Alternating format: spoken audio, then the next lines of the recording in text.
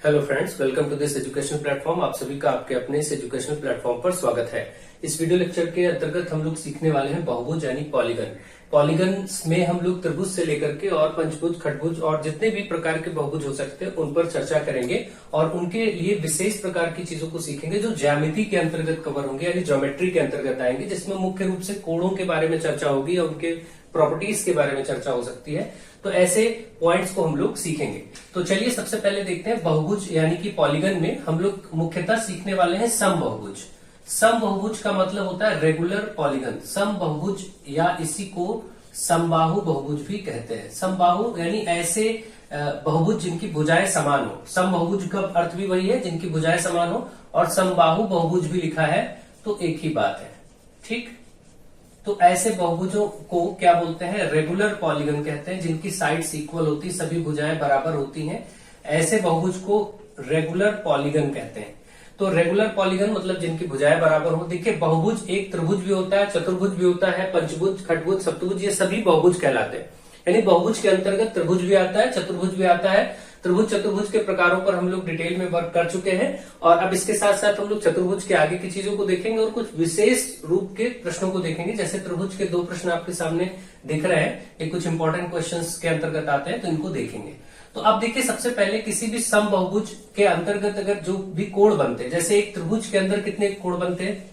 3 कोण बनते हैं। तो त्रिभुज के अंदर 3 कोण ये जो बन रहे हैं, इनका योगफल आप सभी जानते हैं कि त्रिभुज के तीनों कोणों का योगफल 180 डिग्री होता है।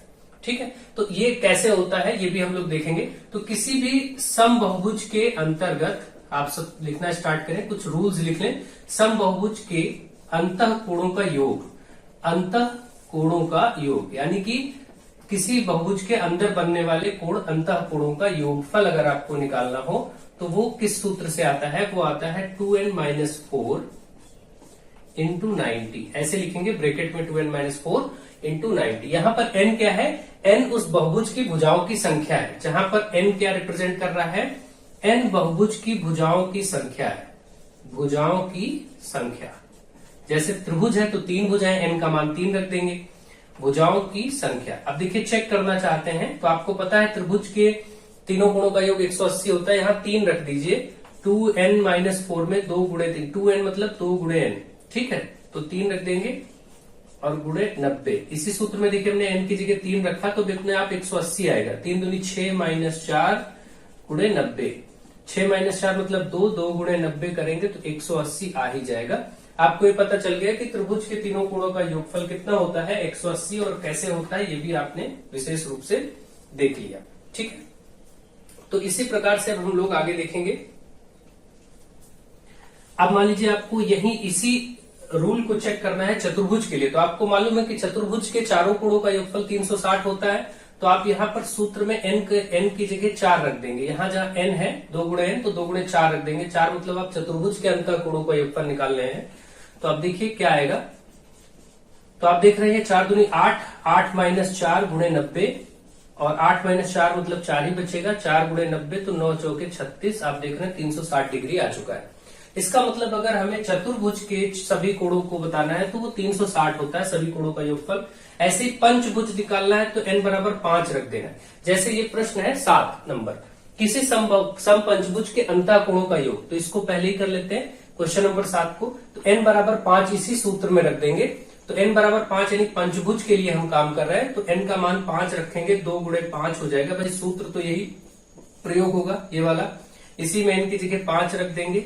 तो अब कितनी भी भुजाओं का क्यों ना ज्ञात करना हो, 5 दूनी 10, 10 - 4 गुणे 90 यानी 6 गुणे 90, 9 × 6 = 54, तो 540 डिग्री यानी 540 डिग्री आ गया। किसी पंचभुज के अंदर 5 कोण जो बनेंगे उनका योगफल निकालेंगे तो 540 डिग्री होगा। तो इस तरीके से आप समझ गए होंगे। अब चाहे पंचभुज हो, खटभुज हो, सप्तभुज हो, अष्टभुज हो, कुछ भी हो, है ना, बस n का मान रख देंगे तो वहां पर हमें ये पता लग जाएगा कि उसके अंदर बनने वाले जितने भी कोण है उसका योगफल क्या आएगा। ठीक, जैसे मान लीजिए किसी हमें अष्टभुज को बताना है तो n का मान 8 रख देंगे। अष्टभुज में अंदर बनने वाले कोणों का योगफल, तो अब हम सिर्फ इसमें मान रखेंगे, n की जगह 8 रख देंगे। अब तो अष्टभुज के अंदर बनने वाले कोणों का योगफल आ जाएगा 8 दूनी 16 - 4 12 बचेगा। 8 दूनी 16 में से 4 घटाएंगे 12 बचेगा और ये 90। ठीक है, आपका 12 9 108 होता है तो 1080 डिग्री हो जाएगा। ठीक, तो इस तरीके से आपको ये चीज क्लियर है कि हाँ ठीक है, इस तरीके से हम ज्ञात कर लेंगे कि अंदर बनने वाले कोण यानी अंतःकोणों का योगफल कैसे आता है। एक सूत्र आपने अच्छे से भली भांति समझ लिया, और अब हम लोग दूसरा सूत्र समझते हैं कि किसी भी बहुभुज का, किसी बहुभुज, किसी समबहुभुज का प्रत्येक बाह्य कोण कैसे निकलता है। प्रत्येक बाह्य कोण, बाह्य यानी बाहरी, यानी बाहरी कोण निकालना। इसका अर्थ ये हुआ, जैसे मान लीजिए ये एक मैं त्रिभुज बना के दिखाता हूं और इसमें मैं इसको बढ़ा देता हूं तो ये बाहरी कोण बन रहा है, इसका मान कैसे निकलेगा। लेकिन समबहुभुज होना चाहिए, मतलब त्रिभुज की तीनों भुजाएं बराबर होनी चाहिए। चतुर्भुज है तो चारों भुजाएं बराबर होनी चाहिए। आगे कोई भी हो, जैसे मान लीजिए अब चतुर्भुज में हम वर्ग बना देते हैं ये, तो इसके बाहर ये कितना बनेगा आपको पता है, 90 डिग्री बनेगा, क्योंकि अंदर 90 होता है। तो ये चीज आपको पता है। अब ये सब हम लोग चेक कर लेते हैं, इन्हीं दोनों पर चेक कर लेते हैं कि कैसे होगा। तो किसी समबहुभुज का प्रत्येक बाह्य कोण या बाहरी कोण बताना हो तो केवल 360/n सूत्र प्रयोग करते हैं। 360/n। n यहाँ भी क्या है, भुजाओं की संख्या। जैसे त्रिभुज की भुजाएं 3 होती तो यहाँ 3 रख देंगे। जैसे हम देखें 360/3 रख दें तो त्रिभुज के लिए निकल जाएगा। तो ये आ गया आपका 120, भाई 3 एकम 3, 3 दूनी 6, 120 आ जाएगा कट के। इसका मतलब त्रिभुज में बाहर बनेगा कोण 120। ठीक, तो अब चाहे इधर आप इसको एक्सटेंड करें, यहां भी ये चीज आप चाहे किधर भी एक्सटेंड करें, मान लीजिए यहां एक्सटेंड करते हैं तो भी 120 बनेगा। इसको अगर हम एक्सटेंड करते हैं यहां पर तो भी 120 बनेगा। और एक खास बात आप देख रहे होंगे, नोटिस कर रहे होंगे कि बाहर 3 कोण त्रिभुज में बन रहे हैं। इन तीनों का योगफल अगर आप देखें वो भी 360 होता है। तो अभी मैं वो भी लिखूंगा। पहले आप ये समझ गए होंगे कि किसी त्रिभुज के या किसी भी बहुभुज के का बाहरी कोण 360/n। अब जैसे इसका बाहरी कोण करना है तो 360/n से जब करेंगे तो, क्योंकि ये चतुर्भुज है, इसकी भुजाएं हैं 4, और बहुभुज जो होना चाहिए वो समान भुजाओं वाला होना चाहिए। तो 4 यहां रखेंगे तो 4 9 चौके 36, 90 डिग्री आ रहा है। और आपको पता भी है 90, क्योंकि वर्ग में अंदर 90 होता ही, वर्ग या आयत में, और बाहर भी 90 ही बनेगा, क्योंकि ये टोटल 180 होता है। ठीक, किसी भी रेखा पर मैंने आपको पढ़ा रखा है, बने दो कोण का योगफल 180 होता है। ये सब विशेष रूप से चीजें आप समझ चुके हैं। तो आप देख चुके होंगे कि किसी भी बहुभुज का बाहरी कोण अगर हम निकालते हैं तो वो आता है हमेशा 360/n से। ठीक है, तो ये चीज आपको क्लियर हो गई कि किसी भी समबाहुभुज का प्रत्येक बाहरी कोण अगर निकाला जाए तो 360/n। तो इसी तरीके से इसी का प्रत्येक अंतःकोण अगर निकाला जाए, किसका, समबाहुभुज का, किसी भी समबाहुभुज का प्रत्येक अंतःकोण, बहुभुज के अंदर बना कोण, प्रत्येक अंतःकोण, लेकिन होना क्या चाहिए, समबाहुभुज। ये समबाहुभुज ध्यान रखें, रेगुलर पॉलीगन के लिए रूल्स होते हैं।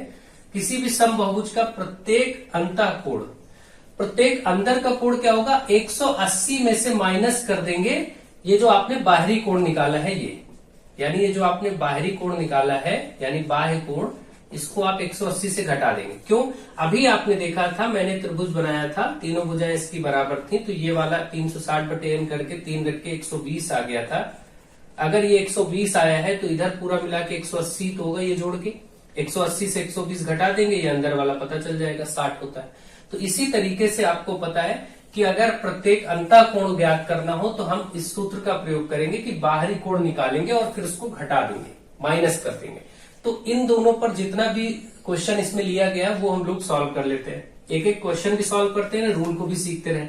जैसे यहां पर आप देखेंगे, ये क्वेश्चन नंबर 3 देखिए, यहां पर बोला गया एक समबाहु पंचभुज के प्रत्येक अंतःकोण का मान बताइए।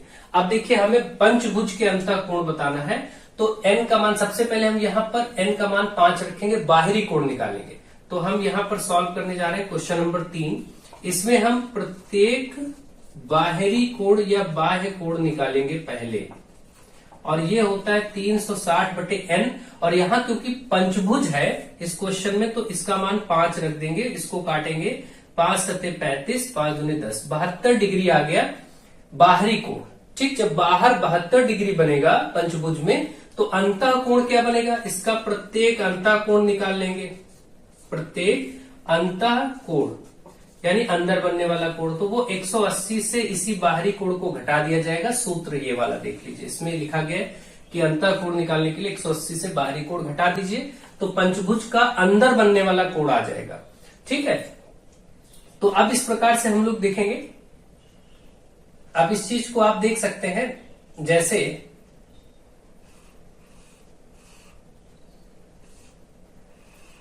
इस तरीके से कोई पंचभुज है, तो इसके अंदर ये जो कोण बन रहे हैं, ये कोण पंचभुज के अंदर बना कोण जो होगा वो क्या होगा, आपको पता चल गया कि 180 से 72 को घटाएंगे, ये आएगा 108 डिग्री बनेगा ये आपका अंदर कोण। अंदर का कोण पंचभुज में किसी रेगुलर पॉलीगन में 108, ये सभी 108 के होंगे। ठीक है, तो इस तरीके से पंचभुज बस कैसा होना चाहिए, समान भुजाओं वाला होना चाहिए, यानी रेगुलर पॉलीगन होना चाहिए। ठीक, रेगुलर पॉलीगन क्या होता है, जिसकी सभी भुजाएं बराबर होती हैं। तो आपने देखा कि क्वेश्चन में आपने सीख लिया कि एक समबाहु पंचभुज मतलब समान भुजाओं वाला पंचभुज, इसके प्रत्येक अंतःकोण का मान कितना आएगा, 108 डिग्री आएगा। प्रत्येक बाह्य कोण का मान कितना आएगा, 72 आएगा। अगर बाहरी कोण पूछता हो तो 72 बता देते, लेकिन अंदर का पूछा है तो पहले हम बाहरी कोण निकालेंगे और फिर इससे घटाएंगे, क्योंकि मैंने आपको ये तरीका बताया। ठीक, इसमें आपको दोनों सूत्रों का प्रयोग करना आना चाहिए और आप इसको बहुत अच्छे से कर पाएंगे। ठीक, आई होप आपको क्वेश्चन नंबर 3 बहुत अच्छे से समझ में आ गया होगा। इसी रूल पर बेस्ड है क्वेश्चन नंबर 4। एक समबाहुभुज का प्रत्येक बाह्य कोण 40 डिग्री है, तो इसकी कितनी भुजाएं होंगी। अब आपको पता है कि आपको दिया गया है प्रत्येक बाहरी कोण। ठीक, आपको मालूम है कि किसी भी बहुभुज का बाह्य कोण, समबाहुभुज का बाह्य कोण का सूत्र ऊपर लिखा है, समबाहुभुज, वही सूत्र आप लगा दीजिए। समबाहुभुज का बाह्य या बाहरी कोण होता है 360/n। n ही भुजाओं की संख्या होती है यहाँ पर। इस बार आपको n बताना है और बाहरी कोण दे दिया गया है। देखिए साफ साफ आपसे स्पष्ट बोला गया कि बाहरी कोण 40 डिग्री है, तो इधर आप 40 रख दीजिए, क्योंकि ये आपको दिया गया बाह्य कोण दिया गया, इस तरफ 40 रख देंगे, फिर बराबर है, बराबर लगाएंगे, 360/n। इस बार n बताना, n इधर बटे में है, इसके साथ 40 के साथ आएगा, गुणे में हो जाएगा, भाई n को इधर लाएंगे, गुणे में हो जाएगा, उधर 360। n निकालना ही था तो अब इस 40 को उधर भेजेंगे, क्योंकि 40 गुणे में इधर लिखा हुआ है, तो अब इस तरफ जाएगा तो 360 के नीचे 40 हो जाएगा, 0 से 0 कटा, 4 9 36 9, यानी n का मान 9 आने का अर्थ ये हुआ कि उस बहुभुज में 9 भुजाएं हैं, यानी वह 9 भुजाओं वाला बहुभुज है। ठीक है, तो इस तरीके से आपको ध्यान रखना है। तो इसका आंसर आ गया क्वेश्चन नंबर 4 में कि एक समबाहुभुज का प्रत्येक बाह्य कोण 40 है, तो इसकी कितनी भुजाएं होंगी, 9 भुजाएं होंगी, यानी ये 9 भुजाओं वाला समबाहुभुज होगा। तो ये क्वेश्चन आपको समझ में आ गया होगा, ऐसे भी प्रश्न पूछा जा सकता है। ठीक, तो इस प्रकार से अब हमारे पास विकर्ण से संबंधित क्वेश्चन है, 3 क्वेश्चन लगा चुके हैं और ये एक क्वेश्चन नंबर 1 और क्वेश्चन नंबर 2 को लास्ट में करेंगे। सबसे पहले हम विकर्ण को भी सीख लेते हैं यहाँ पर, और एक एक चीज, ताकि आपको इससे रिलेटेड अच्छे से नॉलेज हो जाए और आपको कोई प्रॉब्लम ना हो।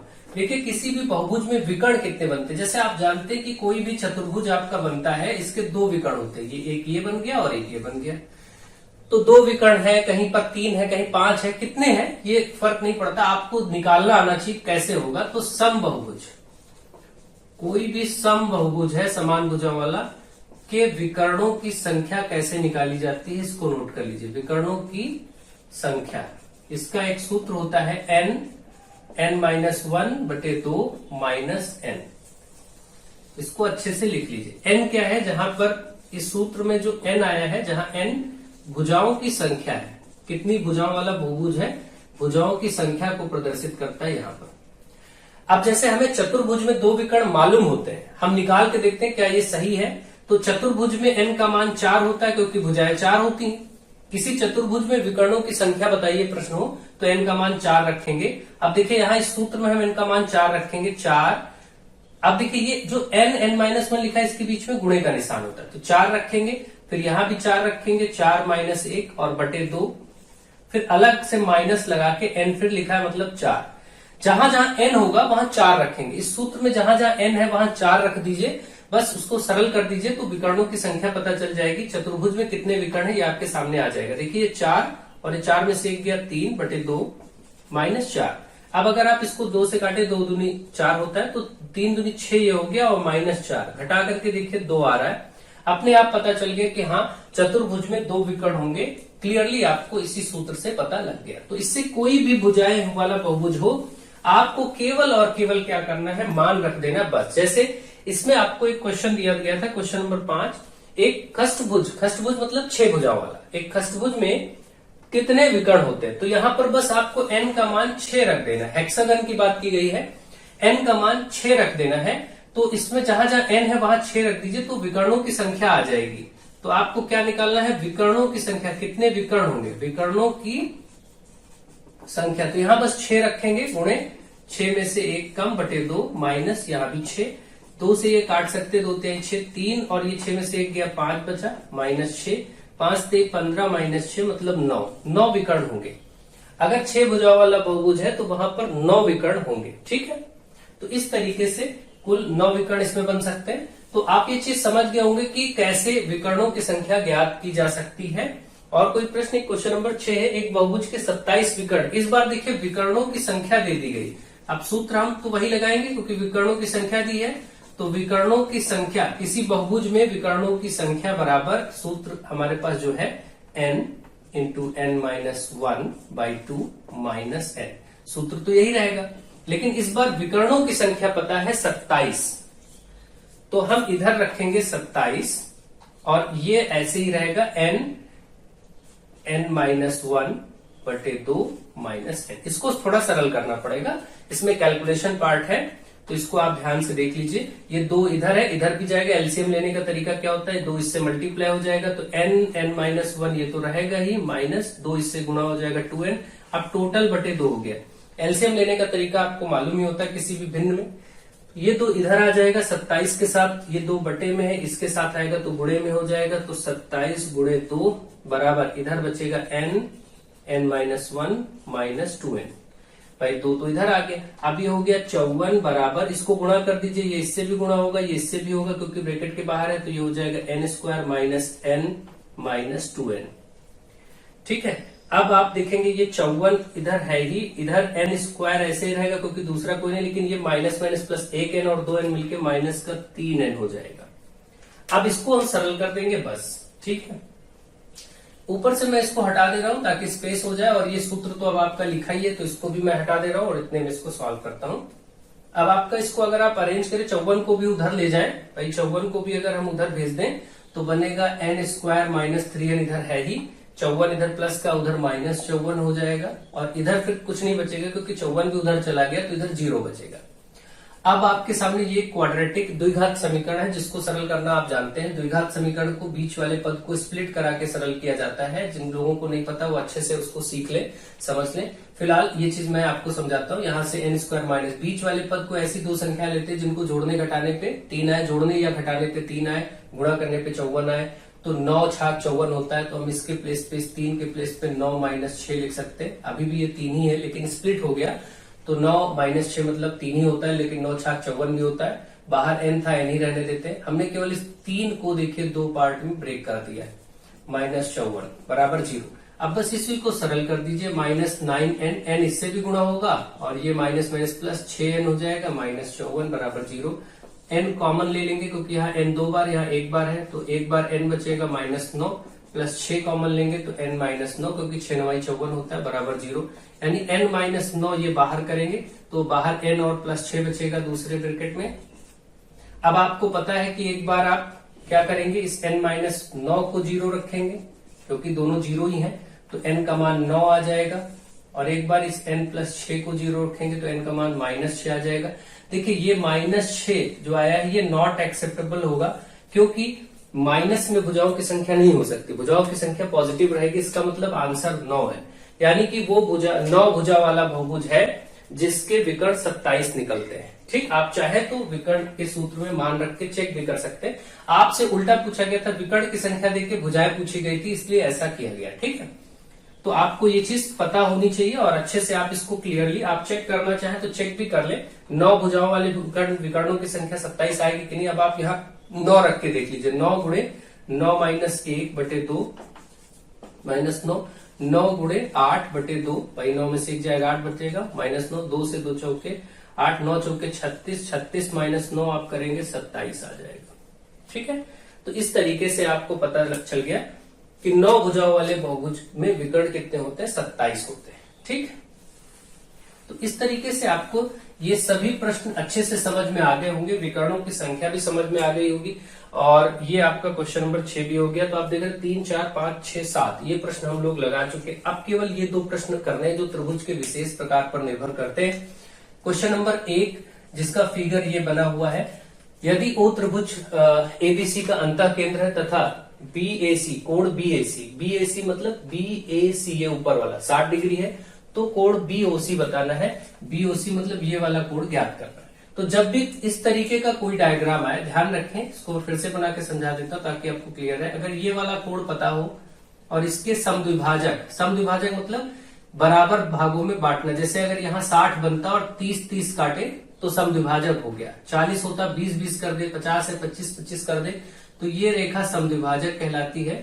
और इसका भी समद्विभाजक खींचे और इसका भी समद्विभाजक खींचे। अगर हम इन दोनों का समद्विभाजक खींचते हैं तो यहाँ एक कोण निर्मित होता है। इस कोण और इस कोण में एक संबंध होता है। जैसे यहाँ पर नाम इन्होंने लिया था ABC, संबंध को पहले सीखेंगे।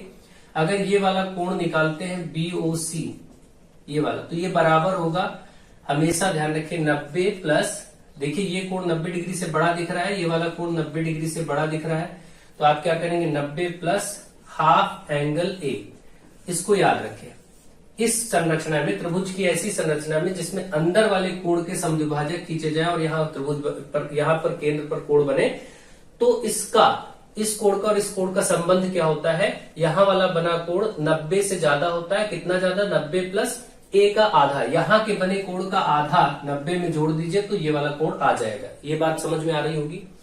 तो अब इसका मतलब जैसे हमें ये कोण ज्ञात करना था, तो हम क्या करेंगे, इसी सूत्र में यहाँ पर आपको 60 दिया गया अगर, तो हम क्या करेंगे, हमें ये वाला कोण बताना है BOC, तो कोण BOC क्या आ जाएगा, 90 में कितना जोड़ देंगे, इसका आधा, यहाँ जो बन रहा है इसका आधा, तो यहाँ 60 बन रहा है, तो हाफ ऑफ 60, आप चाहे यहीं रख के करें, अलग से 60 का आधा कर ले और 90 में जोड़ दें, तो ये तो पता है 30 आने वाला है, तो 90 और 30 यानी 120 डिग्री इसका आंसर हो गया।